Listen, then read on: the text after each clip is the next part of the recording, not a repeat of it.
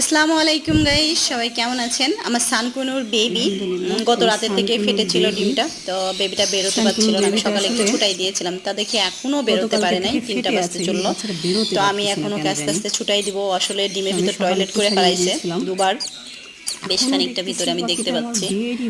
তো আস্তে আস্তে আমি বের করে দিচ্ছি বেবিটাকে, দেখা যাক কি হয়। তবে ইনশাআল্লাহ ভালোভাবে সারভাইভ করবে বা ভালো থাকবে, সুস্থ থাকবে, আশাবাদী। আল্লাহ তাআলার অশেষ রহমতে, আল্লাহ তাআলা যে বরকত আমাকে দান করেছেন, যে নিয়ামত দান করেছেন, ইনশাআল্লাহ ভালো থাকবে এবং আমি ভালোভাবে যত্ন নিতে পারবো। আপনারা সবাই দোয়া করবেন, সবাই ভালো থাকবেন, সুস্থ থাকবেন। শুভ দুপুর, আল্লাহ হাফেজ।